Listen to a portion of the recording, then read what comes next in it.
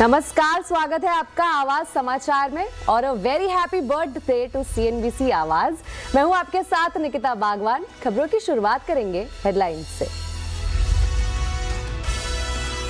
New generations के millions of investors को stock market में लाने के लिए जो आपका योगदान है वो अभूतपूर्व है, सराहनीय है। और स्पेसिफिकली मैं आपको पर्टिकुलरली वॉच कर रहा हूँ अनुज, आपने आई वुड से जितनी सेवा स्मॉल इन्वेस्टर्स की करी है इस देश में, ये बहुत बहुत सराहनीय है। सीएनबीसी आवाज के 21 साल पूरे, मार्केट के महारथियों के साथ सीएनबीसी आवाज के 21वें जन्मदिन का जश्न। रमेश दमानी बोले, गिरावट लॉन्ग टर्म निवेशकों के लिए गोल्डन मौका। समीर अरोड़ा की राय, बजट में कैपिटल गेन्स टैक्स में राहत मिली तो आएगी जोरदार तेजी। रामदेव अग्रवाल बोले, इस साल अच्छे रिटर्न्स की उम्मीद।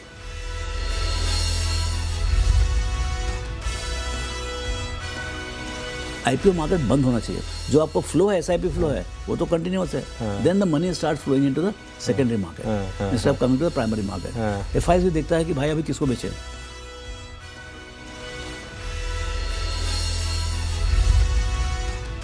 निफ्टी वीकली एक्सपायरी के दिन बाजार में उतार चढ़ाव, बाजार निचले स्तर से सुधर कर बंद। Mid cap small cap index recovery के साथ बंद। ईरान के साथ व्यापार करने वाले देशों पर ट्रंप ने किया 25% अतिरिक्त टैरिफ लगाने का ऐलान। फैसला तुरंत प्रभाव से लागू, इन देशों में भारत भी शामिल। क्विक कॉमर्स कंपनियां अब नहीं करेंगी 10 मिनट में डिलीवरी। श्रम मंत्री मनसुख मांडविया के हस्तक्षेप के बाद फैसला। 10 मिनट डिलीवरी का दावा हटाने पर बनी सहमति। कुत्तों के काटने के मामले पर सुप्रीम कोर्ट सख्त, कुत्ता पालने वाले होंगे चोट या मौत के जिम्मेदार। डॉग लवर्स और संगठनों की जवाबदेही होगी तय।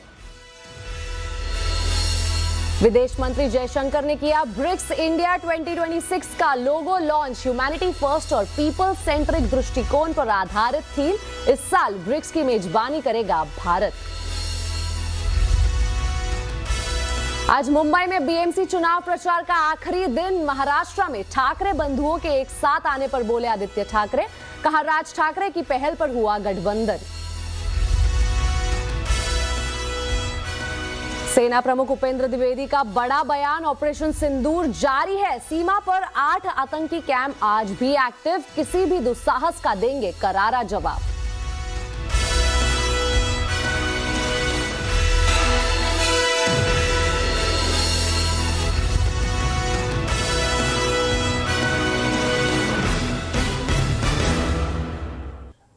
आपका चहेता चैनल सीएनबीसी आवाज आज पूरे 21 साल का हो गया है। इस मौके पर आज बाजार के दिग्गज सीएनबीसी आवाज पर जुटे। सीएनबीसी आवाज के बर्थडे सेलिब्रेशन में एमके वेंचर्स के फाउंडर मधु केला ने आवाज के दर्शकों और निवेशकों को निवेश के मंत्र दिए। अनुज, बहुत बहुत बधाई आप लोगों को। आई थिंक सीएनबीसी का पर्टिकुलरली इंडिया के स्टॉक मार्केट को कल्टीवेट करने के लिए, उनको बढ़ाने के लिए एंड न्यू जनरेशन्स के मिलियंस ऑफ इन्वेस्टर्स को स्टॉक मार्केट में लाने के लिए जो आपका योगदान है वो अभूतपूर्व है, सराहनीय है। और स्पेसिफिकली मैं आपको पर्टिकुलरली वॉच कर रहा हूँ अनुज, आपने आई वुड से जितनी सेवा स्मॉल इन्वेस्टर्स की करी है इस देश में, ये बहुत बहुत सराहनीय है। And I wish you all the best. आने वाले 21 साल और भी आपके लोगों के लिए एक्साइटिंग हो, इनरिचिंग हो। लेकिन मैं आपसे एक एश्योरेंस चाहूँगा कि जो लोग अब मार्केट में इस समय उतर रहे हैं, क्या वो उतना ही पैसा बना पाएंगे जो आप लोगों ने पिछले 20 साल में, या जो लेजेंडरी इन्वेस्टर्स ने पिछले 20 साल में डिसिप्लिन से पैसा बनाया है, क्या अगले 20 साल उतना ही पैसा बनेगा मार्केट में? अनुज, इसको अभी ऐसे देखते हैं, अगर ये क्वेश्चन 20 साल पहले किसी ने अमेरिका में पूछा होता कि 1980 से 2000 के बीच में अमेरिका में इतना पैसा बन गया, अगले 20 साल और बनेगा क्या? अनुज, जब तक मार्केट्स रहेंगे पैसा तो बनेगा ही। बनाने के तरीके चेंज होंगे, इन्वेस्टमेंट करने का ढंग चेंज होगा। आप अपना 2%, 4% का जो सेविंग है ना, एक अच्छे म्यूचुअल फंड में भले लगाओ, जिसमें ट्रैक रिकॉर्ड रहा है कि वो लोगों ने 12 से 14% कमाए। I repeat this, you take एक जनरेशन का व्यू, अगर आप सिर्फ 11,000 रुपया पर मंथ, सिर्फ 11,000 रुपया पर मंथ एक ऐसे म्यूचुअल फंड में लगा सकते हो जो 14% रिटर्न दे सके सिर्फ, राइट, जो पॉसिबल है, राइट। और अगर ये हैबिट आप 50 साल करते हो तो अनु 100 करोड़ रुपया होता है। इन 21 सालों में इकोनॉमी फुल रफ्तार से दौड़ी है। पिछले 21 सालों में देश की इकोनॉमी में ग्रोथ कैसी रही, बता रही है श्रेया ठाकुर। आपका पसंदीदा चैनल CNBC आवाज 21 साल का हो गया है और इस 21 साल में सिर्फ समय नहीं बदला बल्कि बदली भारत की स्थिति भी। कुछ आंकड़े आपके सामने पेश करना चाहूंगी। सबसे पहले GDP साइज देखिए, जो 2005 में 820 बिलियन डॉलर थे, वो आज 5 गुना से ज्यादा बढ़कर 4,500 बिलियन डॉलर पर पहुंच गई है। इतना ही नहीं, प्रति व्यक्ति आय भी चौंकाने वाले, यानी कि पर कैपिटा इनकम अगर आप देखें तो 2005 में मात्र 711 डॉलर हुआ करता था, वो आज 3,050 डॉलर पर पहुंच गया है। इंप्रेसिव आंकड़े हैं ये भी। साथ ही अगर आप देखिए एक्सपोर्ट के मामले में भी हम पीछे नहीं हैं। 2005 में 100 बिलियन डॉलर और आज 850 बिलियन डॉलर पर हम पहुंच गए हैं। इंपोर्ट देखिए आप, 2005 में जहां ये आंकड़ा 140 बिलियन डॉलर का था, 650 बिलियन डॉलर पर आज हम खड़े हैं। और सबसे इंप्रेसिव अगर आपको मैं एक चीज बताऊं, ये आंकड़े मुझे काफी इंप्रेसिव लगे क्योंकि 2005 में मैं देख रही थी मात्र 3 करोड़ लोग उड़ान भरते थे और आज देखिए 16 करोड़ लोग उड़ान भर रहे हैं। सोना 2005 में मात्र 6,500 रुपए प्रति 10 ग्राम का था। ये आप इसका स्क्रीनशॉट ले लीजिए क्योंकि आज जो है वो 1,40,000 रुपए प्रति 10 ग्राम है। चांदी देखिए, इसकी चमक गायब ही नहीं हो रही, मात्र 11,000 रुपए किलो 2005 में बिकती थी, जो आज 2,70,000 किलो बिक रही है। तो ये जो 21 साल है ये समृद्धि का अमृत काल है। सिर्फ समय नहीं बदला बल्कि भारत की आर्थिक स्थिति भी बदल चुकी है। पिछले 21 सालों में ऐसे कई शेयर हैं जिन्होंने निवेशकों की जमकर कमाई कराई।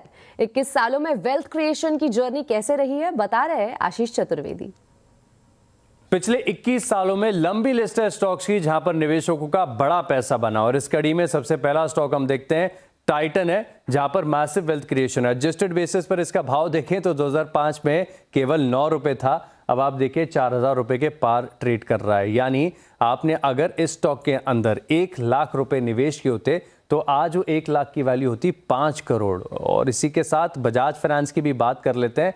इस स्टॉक का भाव एडजस्टेड बेसिस पर केवल 2 रुपए, सिर्फ 2 रुपए निकल कर आता है। 961 रुपए के करीब का भाव चल रहा है, यानी 1 लाख रुपए यहां पर आपने निवेश किए होते तो इस स्टॉक के अंदर भी आपका 5 करोड़ रुपए बन गया होता। सिमिलरली HDFC बैंक को देखते हैं, इस स्टॉक में भी बहुत लोगों का पैसा बना है। 24 रुपए एडजस्टेड बेसिस पर भाव, अभी 940 रुपए के करीब ट्रेड कर रहा है। 1 लाख रुपए की जो वैल्यू है अब वो 40 लाख कंफर्टेबली देखने को मिली। रिलायंस इंडस्ट्रीज, इसने मार्केट में बहुत मैसिव वेल्थ क्रिएशन करके दिए। 60 रुपए एडजस्टेड बेसिस पर भाव, लगातार तेजी स्टॉक में देखने को मिली, यानी यहां पर आज जो वैल्यू निकल कर आ रही है 25 लाख रुपए है। TCS की बात करते हैं तो इसने भी निवेशकों को माला माल किया है। 161 रुपए का 2005 में भाव था एडजस्टेड बेसिस पर, अब 3200 रुपए के पार कारोबार कर रहा है। 1 लाख रुपए निवेश किए होते तो आज कंफर्टेबली 20 लाख रुपए होते। और एशियन पेंट्स को समझते हैं। एशियन पेंट्स में बड़ी वेल्थ क्रिएट हुई है क्योंकि 31 रुपए एडजस्टेड बेसिस पर भाव, अभी 2,826 चल रहा है, यानी 1 लाख रुपए की जो वैल्यू है अब होगी 95 लाख। लंबी लिस्ट है स्टॉक्स की जहां पर निवेशकों का 21 साल में बड़ा पैसा बना है। बढ़ते हैं अगली खबर की ओर। अमेरिकी राष्ट्रपति डोनाल्ड ट्रंप ने ईरान के साथ व्यापार करने वाले देशों पर 25% अतिरिक्त टैरिफ लगाने का ऐलान किया है। ट्रूथ सोशल पर ट्रंप ने लिखा है कि अगर कोई देश ईरान के साथ बिजनेस करता है तो उसे अमेरिका के साथ व्यापार करने के लिए 25% टैरिफ चुकाना होगा। ट्रंप ने इसे तत्काल प्रभाव से लागू करने का ऐलान भी किया है।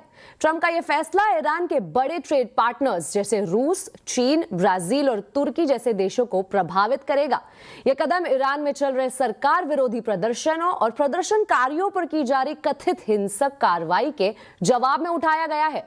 रिपोर्ट्स के अनुसार ईरान में पिछले 2 हफ्तों से चल रहे प्रदर्शनों में 600 से ज्यादा लोगों की मौत हो चुकी है।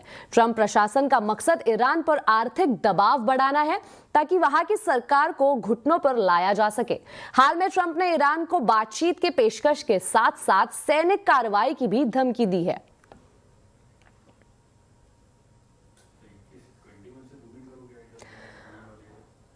बढ़ते आगे और आपको बता दें 10 मिनट में आपके घर पर सामान की डिलीवरी नहीं मिलेगी। क्विक कॉमर्स कंपनियां 10 मिनट डिलीवरी का दावा नहीं करेंगे। सरकार के हस्तक्षेप के बाद कंपनियों ने अपनी ब्रांडिंग से ये दावा हटाने का फैसला किया है। खबर पर ज्यादा जानकारी के लिए हमारे साथ है रोहन सिंह। रोहन, 10 मिनट डिलीवरी पर क्या फैसला लिया गया है? जी, कोई 10 मिनट में डिलीवरी का दावा करता था तो कोई 8 मिनट में डिलीवरी का दावा करता था, लेकिन अब इस तरह के दावे नहीं किए जाएंगे। जो तमाम क्विक कॉमर्स कंपनियां हैं, चाहे वो ज़ेप्टो हो, ब्लिंकिट हो या जोमेटो, स्विगी जैसी कंपनियां हो, कोई भी आपको एक टाइम बाउंड या 10-15 मिनट जैसी जो डिलीवरी का दावा करती हैं वो नहीं करेंगी। दरअसल सरकार पिछले 1 महीने से कई लगभग जितनी क्विक कॉमर्स कंपनियाँ हैं उनके साथ मुलाकात की थी। खासतौर पर श्रम मंत्री मनसुख मांडविया ने तमाम जो रिप्रेजेंटेटिव थे तमाम इन कंपनियों के, उनसे खुद बात की थी। उसके बाद इन तमाम कंपनियों ने सहमति जताई है कि इस तरह के दावे अपनी ब्रांडिंग में या विज्ञापनों में वे नहीं करेंगे। जैसे कि इसकी शुरुआत तब ब्लिंकिट ने की है। ब्लिंकिट ने जो पहले जो दावा करती थी कि 10,000 से ज़्यादा प्रोडक्ट उनके 10 मिनट में आपके पास डिलीवरी कर दी जाएंगे, तो वो उन्होंने चेंज कर दिया है। उन्होंने कहा है कि 30,000 से ज़्यादा प्रोडक्ट है वो आपके डोर स्टेप पे पहुंचा देंगे। तो 10 मिनट का जो डिलीवरी का दावा था वो पहले ही हटा दिया जा चुका है। और पिछले कुछ समय में आप देखें कि बहुत सारी कंपनियों ने, बहुत सारे जो गिग वर्कर्स हैं उनमें बहुत रोष था। नए साल से पहले उन्होंने हड़ताल किया था, क्रिसमस से पहले हड़ताल हुआ था। इसके अलावा हाल ही में आपको याद होगा कि जो राघव चड्ढा एमपी हैं आपके, उन्होंने एक वीडियो जारी किया था जिसमें ये जो उनके गिग वर्कर्स के इशू थे वो रेज किए थे। ठीक इसी तरह इसका जो जवाब था, एक दीपेंद्र गोयल जो जोमेटो के फाउंडर हैं, उन्होंने एक जवाब दिया था कि वो डेंसिटी के आधार पर डिलीवरी करते हैं, किसी भी राइडर को फोर्स नहीं किया जाता है 10 मिनट में डिलीवरी करने के लिए। तो इस तरह की तमाम बहस चल रही थी, लेकिन इसके बाद अब ये साफ हो गया है कि ब्लिंकिट ने शुरुआत की है। धीरे धीरे जो बाकी कोई कॉमर्स कंपनियां हैं वो भी ऐसा करेंगी और 10 मिनट में जो डिलीवरी का दावा किया जाता है वो अब नहीं किया जाएगा। जी रोहन, बहुत बहुत शुक्रिया इस पूरी जानकारी के लिए। बेघर कुत्तों के लोगों को काटने के मामले में सुप्रीम कोर्ट ने जिम्मेदारी तय करने के संकेत दिए हैं। कोर्ट ने कहा है कि इस मामले में स्थानीय अथॉरिटी के साथ साथ डॉग लवर्स की जिम्मेदारी होनी चाहिए। और क्या कहा है कोर्ट ने, बता रहे संवाददाता असीम मनचंदा। बेघर कुत्ते के लोगों को काटने के मामले में सुप्रीम कोर्ट ने खुद संज्ञान लिया था और लगातार इस मामले की सुनवाई कर रहा। आज जब इस मामले की सुनवाई हो तो सुप्रीम कोर्ट ने एक अहम टिप्पणी की।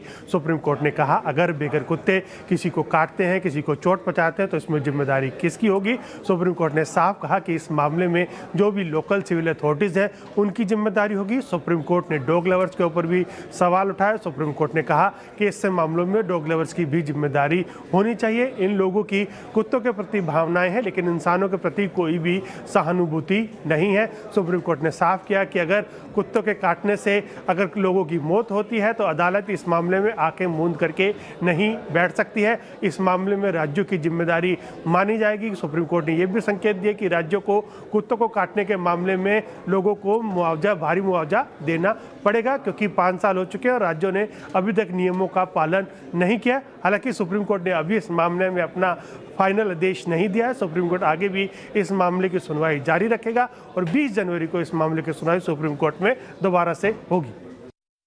असीम, बहुत बहुत शुक्रिया इस पूरी जानकारी के लिए। बेघर कुत्तों के मामले पर सुनवाई करते हुए सुप्रीम कोर्ट ने कुत्ते के काटने पर मुआवजा देने के संकेत दिए हैं। आखिर किसकी होगी मुआवजा देने की जिम्मेदारी, इसी पर होगी एक चर्चा आज कंज्यूमर अड्डा में शाम 5:57 पर।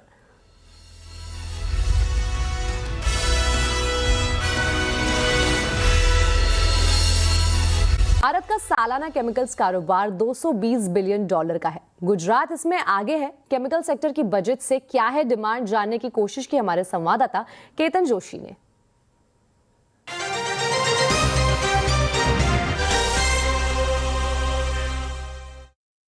मैं वित्त मंत्री से दरखास्त करना चाहूंगा कि शॉर्ट टर्म में यूएस ने जो टैरिफ लगाए हैं उस पे इंसेंटिव दे। 50% टैरिफ्स को फॉलो करने के लिए अभी 2% हमें इंसेंटिव, उसको 5% करें। और शॉर्ट टर्म में नई इंटरनेशनल एक्रीडिटेड लैब्स लगाएं जो हमारे इंटरनेशनल स्टैंडर्ड्स के हिसाब से टेस्टिंग कर सकें। एंड लॉन्ग टर्म में international institute of chemical technology के आधार पर नए इंडिया में 10-12 इंस्टीट्यूट्स बनाएं जो हमारे को रिसर्च बेस बढ़ाएगा और जिससे हम नए मॉलिक्यूल्स डेवलप कर सकेंगे फ्यूचर में। मैं चाहता हूं कि सरकार इस पे कुछ काम करे कि improve financial aid for the country, long term loans सस्ते इंटरेस्ट रेट्स पे मिले, so it will help people to invest more and create more expansions. और भी कुछ प्लेयर है, आप क्या कहेंगे वित्त मंत्री? प्रोडक्शन लिंक इंसेंटिव्स अगर हमको मिलते हैं तो एडवांस केमिकल दूसरे केमिकल्स को भी सेक्टर्स को काफी हेल्प होगी कि उनके प्रोडक्शन कॉस्ट कम होगा और कॉम्पिटिटिव हो पाएंगे। मेरी गवर्नमेंट से ये रिक्वेस्ट है कि करंटली केमिकल लाइन में सबसे ज्यादा दिक्कत पोल्यूशन की है, तो अगर आप पोल्यूशन की फैसिलिटीज को इम्प्रूव कर पाए, उसमें पैसा डाल पाए, जो डीप सी पाइपलाइन है उसे इम्प्रूव कर पाए, तो हम सबके लिए बर्डन काफी कम हो जाएगा। बिल्कुल, तो ये जो सुझाव है इससे न केवल रोजगार बढ़ेगा लेकिन हजारों करोड़ का नया निवेश भी आ सकता है। केतन जोशी, अहमदाबाद। अब आपको बता दें, टाटा ने पंच का फेसलिफ्ट वर्जन लॉन्च किया है। इसकी एक्स शोरूम कीमत करीब 5,60,000 रुपए रखी गई है। ये कार 6 वेरिएंट्स में उपलब्ध है और आज से इसकी बुकिंग शुरू हो गई है। नई टाटा पंच का लुक अब इसकी इलेक्ट्रिक मॉडल पंच ईवी से काफी मिलता जुलता है। इसमें नए डिजाइन की एलईडी हेडलाइट्स, स्लीक डीआरएल और कॉर्नरिंग फंक्शन वाले एलईडी फ्लैग लैंप दिए गए हैं। कार के इंटीरियर को भी नया रूप दिया गया है। इसके अलावा इसमें फैक्ट्री फिटेड सीएनजी का विकल्प भी उपलब्ध है।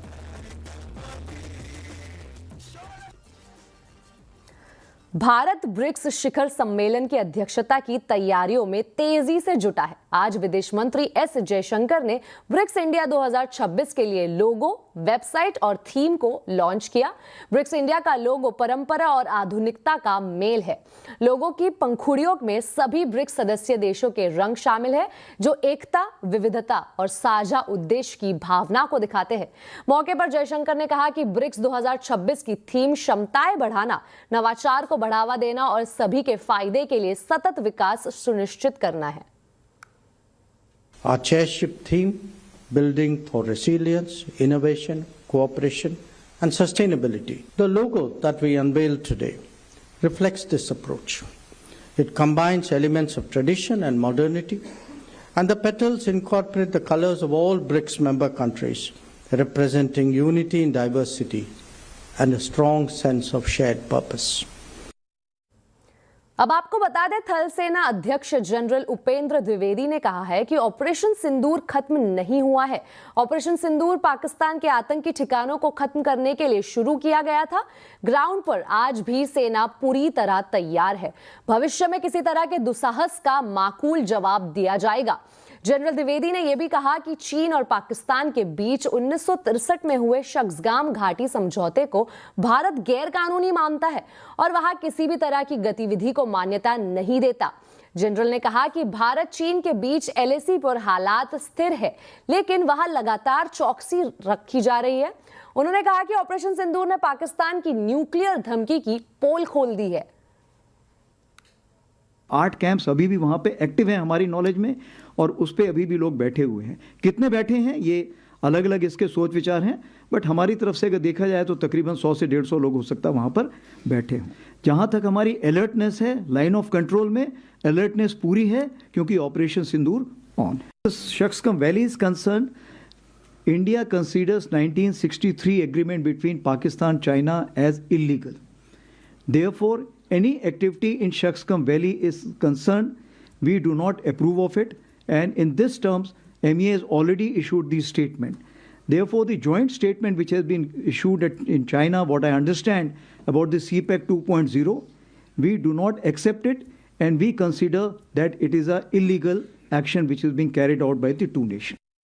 बढ़ते हैं आगे। महाराष्ट्र में बीएमसी समेत 29 महानगर पालिकाओं के लिए चुनाव प्रचार थम गया है। चुनाव से पहले आदित्य ठाकरे ने न्यूज 18 इंडिया से खुलकर बात की। उन्होंने बीएमसी के मेयर से लेकर मराठी अस्मिता के मुद्दे पर राज ठाकरे के बयान का खुलकर बचाव किया। सबके मन में और जनता ये जानना चाहती है कि जो आप उद्धव ठाकरे जी और राज ठाकरे जी साथ आए हैं, इसकी पहल किसने की? मुझे लगता है सबकी को पता है कि महाराष्ट्र में ये दोनों भाई तो साथ में आए हैं, लेकिन एक इंटरव्यू हुआ था, एक पॉडकास्ट हुआ था शायद महेश मांजरेकर जी के साथ जो राज साहब का था, और उन्होंने उसमें ये कहा था कि जो भी एक दूसरे में कोई बातें हो, बातें बिगड़ी हो, बातें सही हो, ये सब छोटी बातें हैं अगर आप महाराष्ट्र के आज की प्रॉब्लम्स को कंपेयर करें तो।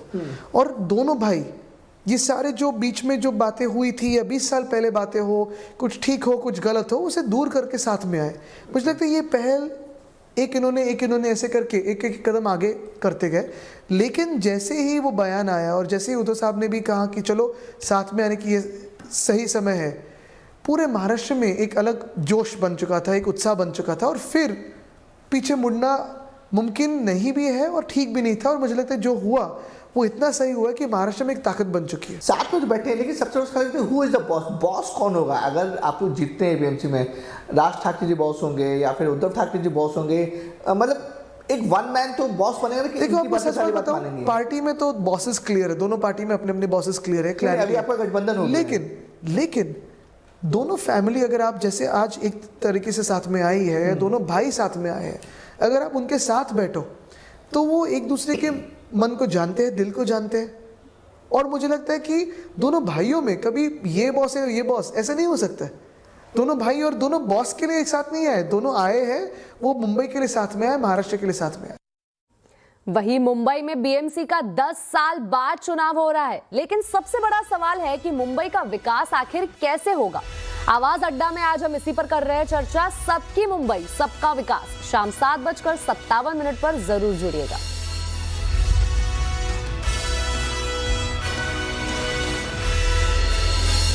इसी के साथ आवाज समाचार में अभी के लिए इतना ही। आप देखते रहे CNBC आवाज और अपडेटेड रहे खबरों पर हमारे सोशल मीडिया हैंडल्स के जरिए। नमस्कार।